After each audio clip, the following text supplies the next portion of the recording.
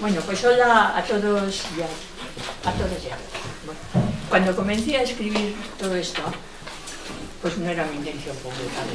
Pues eran notas escritas que las hacía así, abuela pluma, y las solía comentar con mis amigos, y a quienes, pues eso, como yo, vivieron la guerra, pero todo había caído en un periodo, pues nada, de silencio y de olvido, porque nadie hablaba de aquello.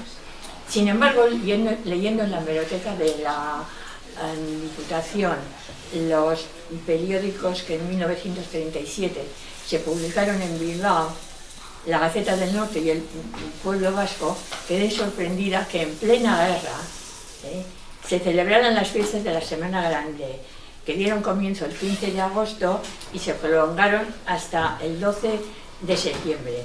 El Ayuntamiento de Bilbao, en colaboración con Falange Española, fueron quienes decidieron que se celebraran. Y la programación de los actos corrió a cargo de la Delegación del Movimiento de Prensa y Propaganda. Espectáculos, homenajes, desfiles, festejos taurinos, estrenos en los cines y cartelera teatral en el Arriaga estaban encaminados, y cito textualmente, a que el pueblo de Bilbao exteriorizara sus sentimientos de lealtad a la patria y de adhesión y reconocimiento al ejército salvador, y al mismo tiempo sirvieran de desagravio y penitencia a los actos perpetrados en el periodo rojo separatista. Mientras duraran las fiestas, se engalanarían e iluminarían el Paseo del Arenal y la Gran Vía, las Torres de Santiago y de Begoña, iluminación realizada por el generoso desprendimiento de la Sociedad Hidroeléctrica Ibérica. No habían transcurrido aún 2 meses desde que Bilbao se rindiera, pero se consideraba que la victoria no era completa si no se extirpaban sus raíces de identidad vasca. Y ahí el significado que contenían todos y cada uno de los actos programados. Fue entonces cuando comencé a investigar y a escribir lo que luego llamé retazos. Para ello se me hizo necesario volver atrás, conocer lo que durante 40 años había sido no solo silenciado, sino deformado de tal manera que, pasado el tiempo, la mentira quedó instalada como verdad. República Española, Estatutos de Estella, Gestoras, Aberriaguna, Participación de la Mujer, Frente Popular, Guerra Civil, Gobierno Vasco y finalmente la celebración de las fiestas de la Semana Grande bilbaína, que dieron principio, como he dicho, el 15 de agosto en Begoña, con el desagravio a la Virgen, las preces de ritual pronunciadas por el representante del Vaticano, Monseñor Antoniuti, que recibía las coronas de la Virgen y del Niño, recuperadas, según decían, del robo efectuado por los rojos separatistas, de manos de Carmen Polo, esposa de Franco, para finalizar en septiembre en la misma basílica con la presencia del cardenal Gomá entre saetas y vivas a las vírgenes del Rocío, de la Macarena y de Begoña. En la elaboración de retazos he tratado que la objetividad sea su soporte. Para ello me he valido de documentación contrastada y sobre todo de la prensa. He considerado imprescindible incluir 25 apéndices que confirman el texto y dan sentido exacto de la realidad, y fotografías, algunas de las cuales, gracias al tesón de Héctor Ortega, se han logrado recuperar. Por último, en pinceladas y en el epílogo, escribo mi realidad, la mía, la que me tocó vivir. Como he dicho al principio, mi intención no era su publicación, pero he sentido la necesidad y al mismo tiempo la obligación de dar a conocer y testimoniar unos hechos que merecen no caer en el olvido. Nada más. Muchas gracias.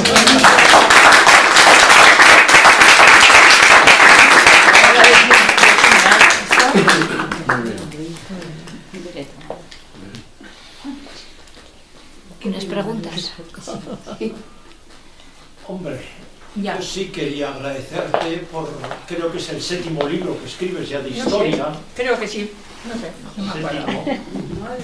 Yo al menos soy uno de los que te ha leído, creo que los 7. Ya. Y siempre me ha llamado la atención tu tesis doctoral que hiciste sobre Ibáñez de la Rentería. Sí. Y teniendo aquí a un lequecharra Sí. al lado, Sí. te pregunta, ¿por qué elegiste? Siempre me llamó la atención, ¿por qué elegiste a un personaje como Ibáñez de la Rentería? Sí, un personaje que además es muy poco conocido, porque yo prácticamente creo que no había oído hablar tampoco de él. Pero lo que me llamó la atención fue las fechas en que vivió, que nació en 1750 y murió en 1826. Y comprenderás, desde toda esa época, en España y en Europa, pues se produjeron muchos, entre ellos la Revolución Francesa. Aquí tuvimos la guerra de la Convención, pero no te creas que no me costó, porque al principio este señor, que le llamaban el lequeitiano, no era lequeitiano, era nacido en Bilbao. Y además, para colmo, bautizado en Begoña. Me costó terriblemente encontrar la partida de nacimiento. Y de ahí fue el hilito en que ya conseguí, era por parte de madre, no, por parte de padre, era Ibáñez de la Rentería, que eran de Lequeitio, una familia afincada que se está en Lequeitio hace muchísimos años, que eran marinos y notables de allí, y su padre era capitán de alto bordo, Vicente Ibáñez de la Rentería, pero se casó con Josefa de Ordeñana, que pertenecía a la Tierra Llana. Entonces me encontré con dos familias que me dieron una visión total de lo que era el País Vasco en aquello. Era, por una parte, la zona mercantil y de las villas y del negocio, y por otra parte, la Tierra Llana, todos los mayorazgos, y con esos datos me fui a Madrid. De allí encontré, porque dos de los hermanos de la Ordeñana habían conseguido, eran caballeros de Santiago y de Calatrava. Me fui a Madrid, miré en las órdenes militares, de allí volví, me costó años, pero como no tenía mucha prisa, pues, oye, de allí me dieron los nombres de los escribanos que había aquí en Bilbao, que son los notarios de hoy, y me vine aquí al archivo de protocolos de aquí, que está en la calle Henao, me parece que es. Sí, y allí conseguí toda la documentación, que es interesantísima, porque la Ordeñana y parece mentira, que aquí solo hablamos de, pues no sé, de cosas, pero de cultura poco. En el año 1754, Ensenada, que fue un gran ministro, pues él era el segundo, vamos a decir, el complemento de Ensenada, y tenía una biblioteca, sabía no sé cuántos idiomas, porque esta gente estaba muy relacionada con los jesuitas. El caso es que los vascos de aquí, también los de la... ¿cómo se llama? Los de los amigos del país, ¿cómo se llaman? La Sociedad de Amigos del País, sí, todos. Bueno, pues casi todos ellos habían tenido la educación más en Francia que en Salamanca. No por nada, sino sencillamente les resultaba más fácil por la cuestión de la meseta, de los viajes y de todo para pasar. Y entonces los ordeñanas también, es un poco, si me meto en ese lío, me enrollo oye, y entonces estos señores que eran de la Tierra Llana, nada, unos 4 generaciones antes, pues unos señores que cultivaban la tierra, pero con lo de las vizcaínías y la nobleza originaria, consiguieron llegar a fieles regidores, que era como el alcalde del pueblo, avanzaron y tuvieron una quiebra. Bueno, de todas formas, que uno de los hijos, Agustín Ordeñana, que debía de estar, los jesuitas les prestaron mucha ayuda, porque ya sabéis que los jesuitas estaban antes donde es la iglesia de San Juan hoy. La iglesia de San Juan, donde está hoy el Museo Etnográfico, esos eran los jesuitas. Bueno, y ahí estuvo durante bastante tiempo. El hijo tuvo una educación tal, fue a la corte, y con Ensenada, vamos a decir, yo eso porque me lo he tenido que bastante, en el año 1754 me parece que fue en el mes de mayo, eran, vamos a decir, al mediodía los señores a Ensenada y él, vamos a decir, más poderosos de España, porque teníamos un rey que no valía para nada, el Fernando VI. Bueno. Y a las ¿cómo se llama? A las 12 de aquella noche fueron a detenerles y a uno le mandaron a Granada detenido, a Ensenada y al otro a Valladolid. La alta nobleza española, entre ellos los herederos algunos, el duque de Huéscar y todos estos, no podían verse, por ejemplo, gente de una nobleza mediana como era Ensenada y como eran estos, eran los que valían, no lo soportaban. Y no les importó España nada porque les favorecieron a los ingleses y la pena es que en Bilbao este señor, yo ya he intentado a ver si podían conseguir publicarse algo sobre Ordeñana, porque por aquella época tenía una biblioteca de 2000 volúmenes y tenía la enciclopedia franceses y tenía todos.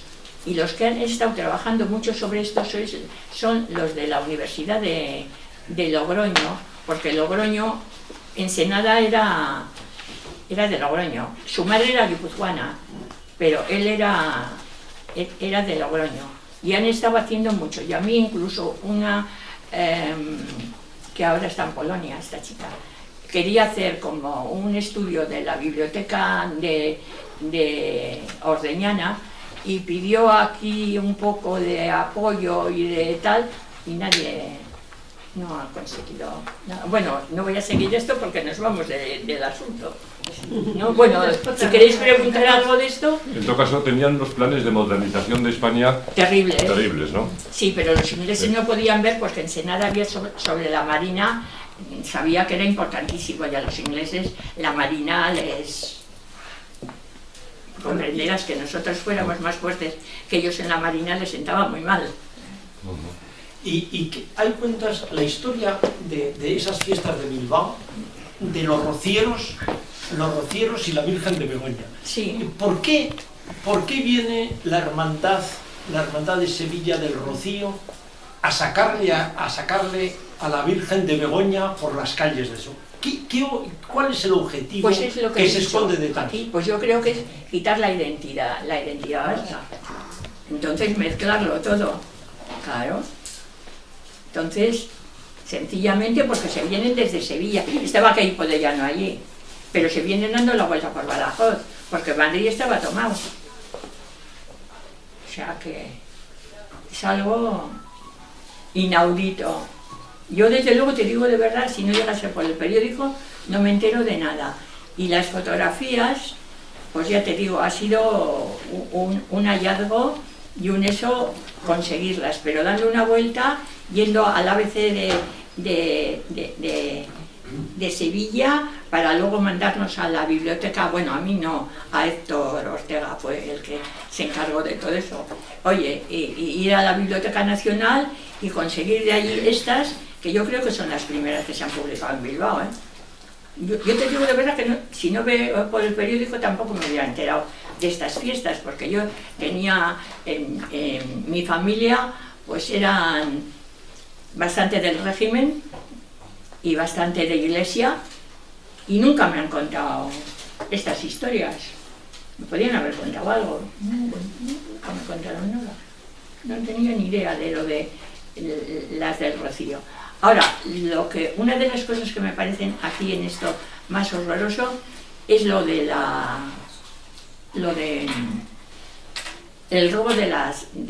sí, que sabiendo, porque me parece, se apellidaba un Z, no me acuerdo ahora del nombre, Fortunato me parece que se llamaba, el coadjutor de Begoña, que delegó cuando estalló la guerra, delegó el párroco de Begoña, delegó en un Z, delegó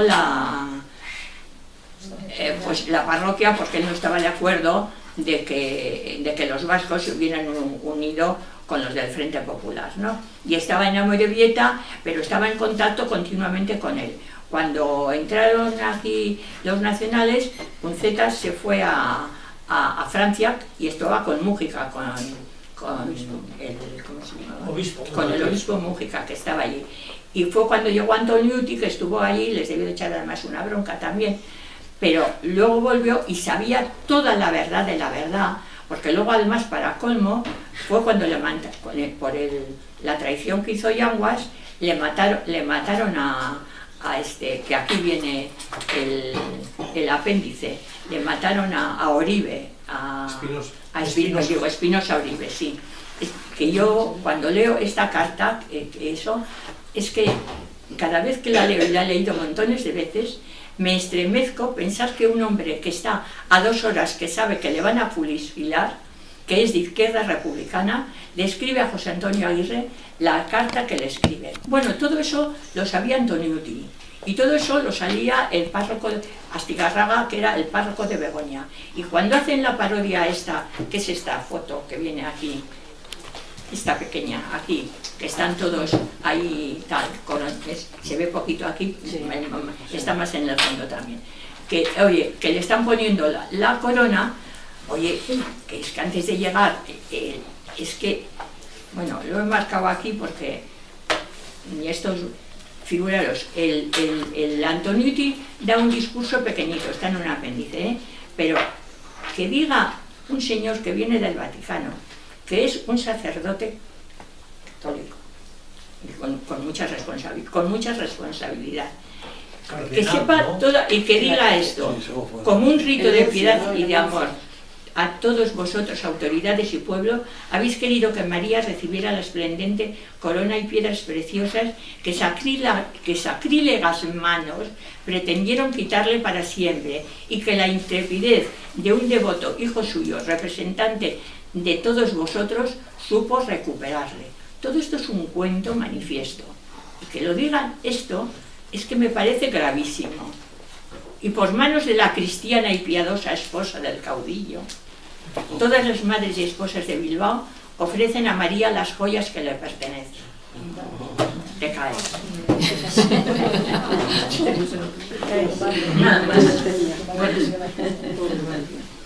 Se fue el entrenamiento de la Collares, ¿no? Luego llamaban la Collares. Sí, ¿no? Claro, y los colleros le tenían un miedo impresionante.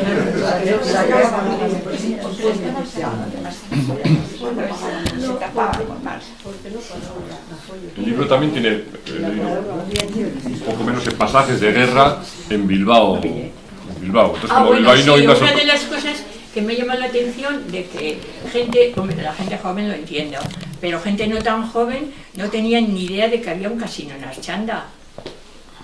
El casino de Archanda, allí se hacían fiestas y se hacía, bueno, es que Bilbao... Yo lo he visto derruido ya, el castillo de Archanda. Bueno, está derruido por la batalla, por la batalla de yo desde luego tuve la suerte de tener una madre de que pues no era religiosa, pero no era beata, y en su juventud pues me solía contar ella de cuando iban a las romerías de San José a Deusto, de los bailes que iban, bueno, de tal.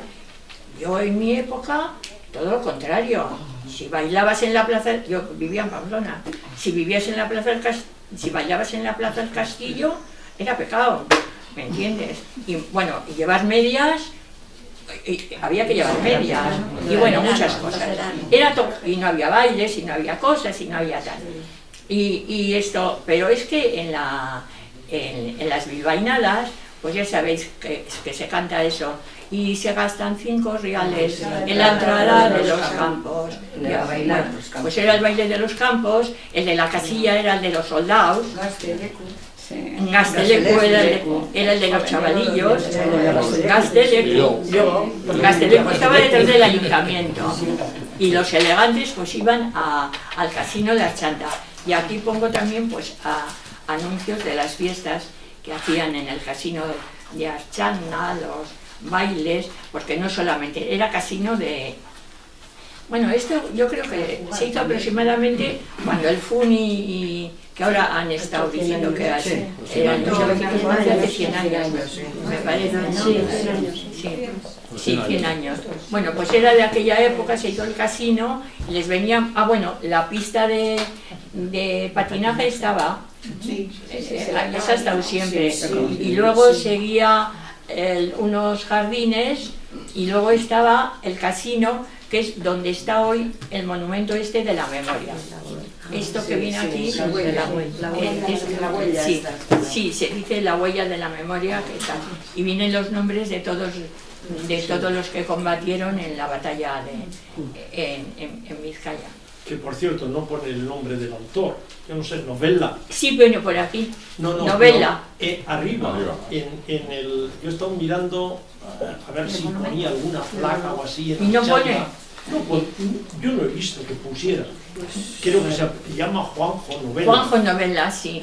Y Novela es apellido también italiano, como el mío. Yo soy bilbaína. Soy bilbaína, pero mi abuelo era italiano. Sí. Te he leído en algún libro, no sé si en este o en otro, cuentas una vez la mujer en aquel tiempo que para un trabajo tenía que firmar el marido. Pero eso está hace poco. Eso me pasó a mí. La libreta del banco o algo así. Pero eso lo cuento aquí en la de pincelada. Esto lo cuento aquí, eso me pasó a mí, Yo claro, a mí me hubiera gustado desde el principio dedicarme a estas cosas, pero había que tal, y estuve en la Telefónica. Bueno, pasé por muchas cosas y últimamente estaba en dirección y viajaba bastante. Y era cuando se empezaba a automatizar, antes nos pagaban en la oficina, bueno, total, que tuve que irme, mientras estaba fuera, llegó el del banco para pagar, y no estaba, y me dejaron la nómina. Me dijeron, ¿tienes en la nómina que me dio? Pues ya iré a cobrar. Y al día siguiente me fui al Banco de Bilbao, y voy a esto, ¿cómo se llama? La ventanilla, y de golpe me dice, yo no le puedo pagar a usted. ¿Cómo que no? Digo, pero si esta es mi nómina. Y me dice, no, pero tiene que venir su marido o traer la autorización. Oye, y se quedó tan ancho. Oye, no. Bueno, ahora me parece a mí que hizo mal, porque me tenía que haber pedido el carnet de identidad para saber, porque yo me podía haber encontrado aquella nómina en la calle, saber si yo era. Pero si era soltera o casada tal. Era más importante el marido. Era más importante. Era más importante. O el padre, sí. Si no el padre.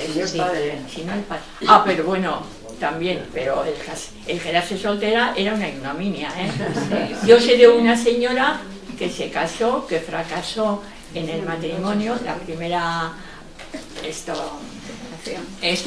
volvió de viaje de novios y se separó. Y decía que lo único que le tenía que agradecer a aquel hombre es que no le había dejado soltera. Y bueno, y entonces pongo hasta la Conchita Piquer, eso lo pongo también aquí, la Conchita Piquer cantaba eso, la copla de a la lima y al limón, que no tienes quien te quiera, y a la lima y al limón, que vas a quedar soltera, y qué penita. Y luego que a los 50 se había casado con un señor de 50 que decían que era magistrado, y que le lucía por las plazas y le lucía por los teatros. Iba siempre agarridete a su brazo. ¿Tú sabes lo que era eso? La categoría que te daba, ya podía ser un virrioso, Y bueno, y hay oficios, las telefonistas cuando empezaron eran hombres. Y es que decimos una cosa, pero hay cosas que valemos más las mujeres y otras valen más los hombres. Por mucho que digamos eso de iguales, vamos a dejarlo. No, hay cada cual que tiene. Porque las mujeres, oye, por ejemplo, telefonistas, los hombres no valían. No, eran bruscos, no tenían paciencia, y creo que, y según he oído, que tampoco cigarreras, se oye hablar siempre de las cigarreras, no se habla de cigarreros. Creo que las mujeres tenían eso especial para, según he oído, para liar los cigarros. Pero telefonistas, que antes había hombres también, cuando antes de formarse la compañía Telefónica Nacional de España, que fue el año 24, antes había varias, y había hombres, y bueno, y que creo que organizaban cada lío, porque para ser telefonista había que tener mucha paciencia, muchísima. Así que... Sí, Navarra, No, pero el catolicismo en Navarra fue apoyo Antonio básico Asencio, de ha Mola. conocido más gente también. Fue apoyo básico de Mola. Ya. El catolicismo en general, fuera de... Es que yo creo que pensaban que al principio iba a ser todo muy fácil, como se dice, íbamos no sé qué, como dice el reino de ellos, y a la corte de Madrid ya está, y una pasada y volverse, y que no iba a haber guerra, y luego pasó lo que pasó, o sea que... Pero cuando reclutaban a los jóvenes les decían que era para una semana. Por eso te digo, que no era más que para... Ellos, mi padre. Por eso, tú lo sabes por tu padre. Sí. O sea que también eso, ¿no? Les decían que nada, que enseguida, que iban a coger Madrid enseguida, ¿no? Claro. Y luego duró 3 años. Los italianos venían a eso, elegían o Virginia o España. Y los italianos también Claro, lo mismo. y vinieron pues también engañados, porque en principio los mandos sabían, pero los de a pie venían pues para eso, para un mes. Para un mes, sí. Sí, vacaciones. Claro, y luego duró lo que duró. Efectivamente. Ya, sí. No eran voluntarios los italianos. No, los voluntarios no, eran elección de destino. Era o Virginia, la Etiopía ahora y esto, o España. Yo te quería hacer una pregunta. A ver, ¿a ti qué te parece, tú que has analizado los últimos siglos? Estabas hablando hace un momento del siglo XVII con este señor, ¿no? Con Ensenada, ¿no? Sí, con Ensenada y tal, y luego posteriormente en el siglo XVIII todas las guerras carlistas. En el tal, 18 ¿no? es una especialista, el del 18. Sí. No, es que yo empecé con el 18. El siglo XIX, con las guerras carlistas y todo esto. Entonces, ¿a ti qué opinión te merece o qué sensación te da poner la televisión el domingo y escuchar a dos jóvenes, entre comillas, como ha pasado este domingo, en el programa Yo Diego, hablando de los fueros? O sea, de que el fuero sí, el fuero no, porque o sea, 200 y pico años después de eso, es que, no sé, me gustaría conocer, Bueno, es que saber de los qué te fueros- parece a ti eso, o sea, que sea un tema que todavía que se está debatiendo en la televisión y dos personas relativamente jóvenes, que son dos No, es políticos que a mí, de para mí 40 años. es que para mí está en la actualidad todo eso. Para mí todavía eso no sé, es que todo es muy complejo, pero bueno, en lo del, me parece que el fuerismo, en el maestro de lenguas lo pongo, que cuando que empezó el fuerismo y todas estas cosas, y fue Espartero el que suprimió los fueros, y fue cuando quitaron las fronteras, ya sabéis, porque estaba a pie de... o sea, para entrar en España tenías que llegar a Orduña o a Balmaceda o tal, estos estaban libres, ¿no?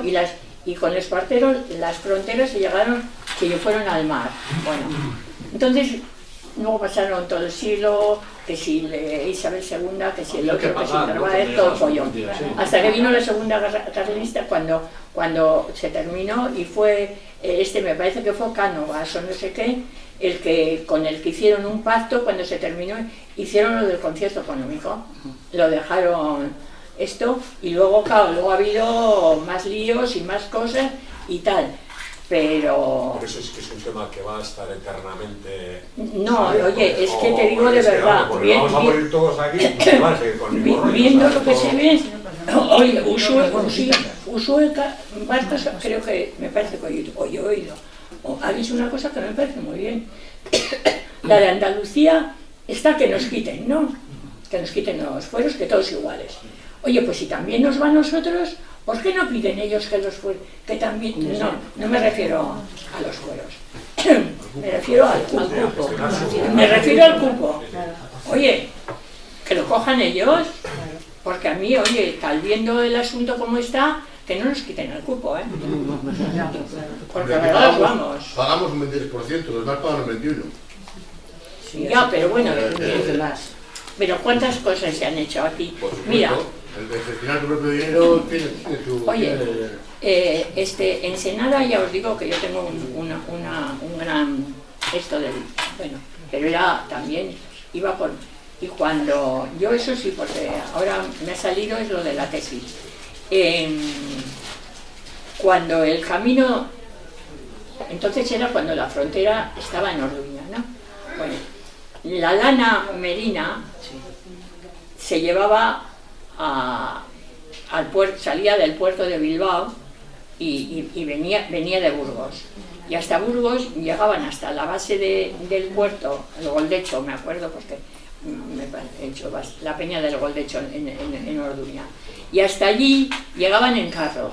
Pero estaba la peña y no podían. Y toda aquella gente que venía de Burgos con la lana para el puerto de Bilbao tenían que meter en porteadores y llevarlas hasta Orduña, que era donde estaba la aduana y todo el rollo, y luego otra vez tal. Entonces a los vizcaínos les interesaba abrir allí porque Ensenada quería hacer, bueno, no quería hacer, estaba haciendo la carretera que llevara Burgos, pero al puerto de Santander, y ya estaban haciendo y entonces se unieron, que es a lo que voy, que nos dejen aquí y que cuanto más lejos de Madrid mejor en ese aspecto. Oye, entonces dijeron que se unieron el consulado, el ayuntamiento de Bilbao y ¿quién fue? Eran tres, ¿quién eran los otros? No me acuerdo ahora. Tres para poner, claro, subieron también los servicios y todo eso, la gente, bueno, el ayuntamiento se cooperó, ¿no? Y se terminó, se hizo la carretera, no se llamaba entonces, el camino de Goldecho, mucho antes que el otro, y dicen que era más bonito, que tenía las toesas, que era lo que decían de anchura o no sé lo que eran mucho más eso que el de... Y se consiguió que la lana que venía de Burgos pudiera muchísimo exportarse por el puerto de Bilbao. Entonces ahí ya, y fíjate, estábamos en el año 1700, no había caído Ensenada, pues serían 1720 y tantos, no me acuerdo, pero por esa fecha. Ya desde entonces, pues entonces, oye, si nos va bien, pues cogedlo vosotros también. ¿Por qué no los cogéis vosotros también? En lugar de decir que quiten en el otro lado. Pero la cosa sigue de... Ah, y otra cosa, en este libro, que no he podido poner fotos, me hubiera gustado porque están en los periódicos. Aquí está ¿cómo se llama? ¿Quién es? Erkoreka. Erkoreka era republicano. Era el alcalde de Bilbao. Y bueno, pues aquí nacionalistas y republicanos y socialistas unas veces se llevaban bien y otras veces se llevaban bien. Pero resulta que en el año, sí, porque 1934 fue la Revolución de Asturias y es total. Vino está aquí, el Estatuto del Vino, les quitaban no sé qué derechos y se pusieron todos los alcaldes, lo mismo socialistas que nacionalistas, se unieron todo porque era el concierto económico, o sea que ya entonces les detuvieron a Erkoreka y hay fotografías que están, esas no se ha podido conseguir, pero tampoco se pueden, están en los periódicos de la Diputación, saliendo Erkoreka y todos estos de la puerta del ayuntamiento, pero custodiados por la Guardia, no sé si era Guardia Civil entonces, sí, la Guardia Civil, sí, la Guardia Civil y todo, y les llevaron a la cárcel. Y luego no sé qué se iba a volver a tal, y llegó la Revolución de Octubre, luego ya llegó la guerra y ya no pasó. Pero ya en el año 34 andaban no solo los nacionalistas, los socialistas también andaban todos defendiendo el concierto económico. No, o sea que son cosas que ha pasado muchos años, pero siguen siendo de hoy. Oye, también hubo un intento de llevar a Santander, militar de Bilbao, el ferrocarril Santander Mediterráneo. Entonces, sí, que todavía por el puerto, subiendo esos puertos, el escudo, el de no sé qué tal, hay unas vías allí que están... No, pero la idea era eso, sí. pasar de Burgos bueno. para López, por ejemplo. Bueno, pero hay un calado, según me han dicho, un calado de que está donde está aquí ahora el superpuesto, que por mucho que quieran, el puerto no puede ser. Bueno, Bilbao lo debe todo a la ría, si no hubiera sido por la ría, no existiría Bilbao. Y a los bilbaínos. Los bilbaínos son los faros. Bueno. Pues gracias. Eres un artista, chica. ¿Estamos todos amigos? ¿Qué? Es un artista, un grupo de amigos. Sí. Muy bien. Ya. Y nada más. Si no queréis preguntar más.